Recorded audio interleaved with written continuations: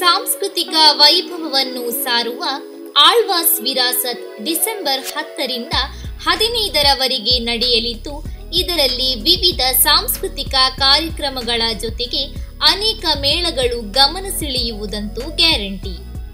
ಇಂತಹ ಮೇಳಗಳಲ್ಲಿ ಈ ಬಾರಿಯ ಕೃಷಿ ಮೇಳ ಅನೇಕ ವೈಶಿಷ್ಟ್ಯತೆ ಕೂಡಿದ್ದು ನೋಡುಗರ ಕಣ್ಮನ ಸೆಳೆಯಲು ಸನ್ನದ್ಧಗೊಂಡಿದೆ. ಕೃಷಿಯ ಜ್ಞಾನವನ್ನು ಹೆಚ್ಚಿಸಲು ಪ್ರಾತ್ಯಕ್ಷಿಕೆಯನ್ನು ಮಾಡುವುದು ಅಗತ್ಯ. ಈ ಬಾರಿಯ ಕೃಷಿ ಮೇಳದ ಹೊಣೆಯನ್ನು ಚಂದ್ರಯ್ಯ ಆಚಾರ್ ಮತ್ತು ಶರತ್ ಕುಮಾರ್ ತಂಡ ಸುಮಾರು 1 ಎಕರೆ ಜಾಗದಲ್ಲಿ 45ರಿಂದ 50 ವಿಧದ ತರಕಾರಿಗಳನ್ನು ಬೆಳೆಸುತ್ತಿದ್ದು, ಸಾಂಪ್ರದಾಯಿಕ ರೀತಿಯೊಂದಿಗೆ ಇಸ್ರೇಲ್ನ ವಿಶಿಷ್ಟ ತಂತ್ರಜ್ಞಾನವನ್ನು ಅಳವಡಿಸಿಕೊಂಡು ಪ್ರಾತ್ಯಕ್ಷಿಕೆ ತಯಾರಿಸುತ್ತಿದ್ದಾರೆ.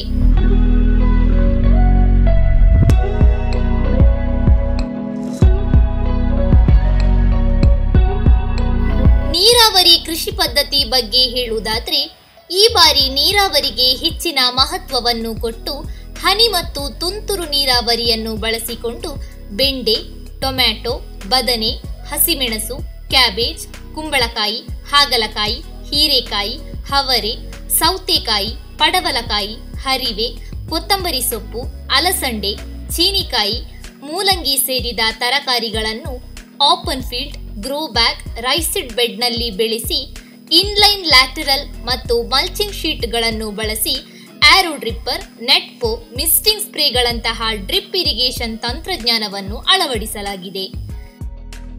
ಇರುವ ಎಲ್ಲ ಗಿಡಗಳಿಗೆ ಗೊಬ್ಬರ ಹಾಕುವ ಬದಲು ರಸಗೊಬ್ಬರಗಳ ಫಲೀಕರಣ ಡ್ರಿಪ್ಸ್ಗಳ ಮೂಲಕವೇ ಸಿಂಪಡಿಸಲಾಗುತ್ತಿದೆ. ಇದರಿಂದ ಕಾರ್ಮಿಕರ ಹೊರೆಯೂ ಕಡಿಮೆಯಾಗುತ್ತಿದೆ.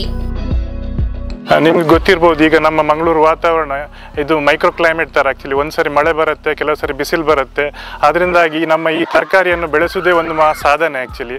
ಆದರೂ ನಾವು ಈ ಒಂದು ನಮ್ಮ ಚಾಲೆಂಜ್ ಆಗಿ ತಗೊಂಡ್ಬಿಟ್ಟು ಇದನ್ನು ಒಂದು ಟೆಕ್ನಾಲಜಿ ಮೂಲಕ, ಅದೇ ನಾನು ಹೇಳಿದೆ ಡ್ರಿಪ್ ಇರಿಗೇಷನ್ ಮೂಲಕ, ಅದು ಗಿಡಗಳಿಗೆ ಎಷ್ಟು ನೀರು ಬೇಕು ಅಷ್ಟೇ ಥರ ನೀರನ್ನು ನಾವು ರಸಾವರಿ ಇದರ ಮೂಲಕ ನಾವು ಕೊಡ್ತಾ ಇದ್ದೇವೆ.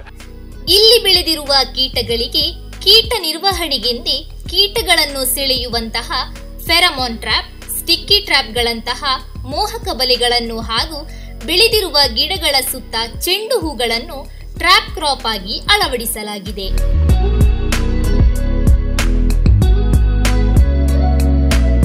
ಇನ್ನು ಆಹಾರ ನೀಡುವ ರೀತಿಗೆ ಬಂದರೆ ಫಾಲಿಯರ್ ಸ್ಪ್ರೇ ರೀತಿಯನ್ನು ಅನುಸರಿಸುತ್ತಿದ್ದಾರೆ. ಹಿಂದಿನ ಕಾಲದಲ್ಲಿ ಇದನ್ನು ಪತ್ರ ಸಿಂಚನ ಎನ್ನುತ್ತಿದ್ದರು. ಗಿಡಕ್ಕೆ ಬರುವ ರೋಗಗಳು ಹಾಗೂ ಅದಕ್ಕೆ ಸಂಬಂಧಪಟ್ಟ ಇನ್ನಿತರ ಸವಾಲುಗಳಿಗೆ ಬೇಕಾದ ಎಲ್ಲ ಔಷಧಿ ಹಾಗೂ ಇನ್ನಿತರ ಕ್ರಮಗಳನ್ನು ಅರಿತು ಇಲ್ಲಿ ಗಿಡಗಳನ್ನು ಬೆಳೆಸುತ್ತಿದ್ದಾರೆ. ಇಲ್ಲಿ ಬೆಳೆದಿರುವ ಗಿಡಗಳಿಗೆ ರೋಗ ಬರದಂತೆ ಸಾವಯವ ಪದ್ಧತಿಯನ್ನು ಬಳಸಿ ನೋಡಿಕೊಳ್ಳುತ್ತಿದ್ದಾರೆ. ಇದರ ಮುಖ್ಯ ಉದ್ದೇಶವೇನೆಂದರೆ ಪುರಾತನ ಕಾಲದ ಸಾವಯವ ಪದ್ಧತಿಯಿಂದ ರಾಸಾಯನಿಕ ಪದ್ಧತಿಗಾಗಿರುವ ಪರಿವರ್ತನೆ. ರಾಸಾಯನಿಕದ ಅತಿಯಾದ ಉಪಯೋಗದಿಂದ ಮಣ್ಣಿನಲ್ಲಿರುವಂತಹ ಹಲವಾರು ಉಪಕಾರಿ ಸೂಕ್ಷ್ಮಾಣುಜೀವಿಗಳು ನಾಶವಾಗುತ್ತಿದೆ. ಇದನ್ನು ತೊಲಗಿಸಿ ಮೊದಲಿನ ಪರಿಸ್ಥಿತಿಯನ್ನು ತಂದುಕೊಡುವಲ್ಲಿ ಈ ಕೃಷಿ ವಿಧಾನವು ಯಶಸ್ಸಿನತ್ತ ಸಾಗಿದೆ. ಈಗ ಒಂದು ಸಂಕರಣ ತಳಿಗಳು ಬಂದಿದ್ದರಿಂದ, ಹೈಬ್ರಿಡ್ ತಳಿಗಳಿಂದ ನಮ್ಮ ಹಿಂದಿನ ತಳಿಗಳೆಲ್ಲ ನಾಶವಾಗಿ ಹೋಗಿದೆ. ಅದನ್ನು ಉಳಿಸುವಂಥ ಒಂದು ಪ್ರಯತ್ನವನ್ನು ನಾವು ಇಲ್ಲಿ ಮಾಡಿದ್ದೇವೆ. ಇದು ನಮ್ಮ ಒಂದು ವಿಶೇಷತೆ ಇಲ್ಲಿದ್ದು. ಸಾಮಾನ್ಯವಾಗಿ ಬಹಳಷ್ಟು ಹಿಂದಿನ ಕಾಲದಿಂದ, ಪುರಾತನ ಕಾಲದಿಂದ ಬೆಳೆಸಿಕೊಂಡು ಬಂದಂಥ ತಳಿಗಳೆಲ್ಲ ನಾಶವಾಗಿದೆ. ಅದರಲ್ಲಿ ಮುಖ್ಯವಾಗಿ ತರಕಾರಿಯಲ್ಲಿ ನಮಗೆ ಈಗ ಸಿಗುವುದೇ ಇಲ್ಲ. ಅಂಥದ್ದನ್ನು ಬೀಜ ಕಲೆಕ್ಟ್ ಮಾಡಿ ಯಾವ್ಯಾವ ಕಡೆಯಲ್ಲಿ ಬೆಳೆಸ್ತಾರೆ ಎನ್ನುವಂಥದ್ದನ್ನು ಸಂಗ್ರಹಿಸಿ ಇಲ್ಲಿ ಇದು ಮಾಡಿದ್ದೇವೆ. ನಮ್ಮ ಕರಾವಳಿಯ ಒಂದು ವಿಶೇಷ ಏನಂದರೆ, ಯಾವುದೇ ತಳಿ ಬರಲಿ ಅದು ಇಲ್ಲಿಯ ವೆದರಿಗೆ ಒಗ್ಗಿಕೊಂಡು ಬೆಳೀತದೆ ಅದು.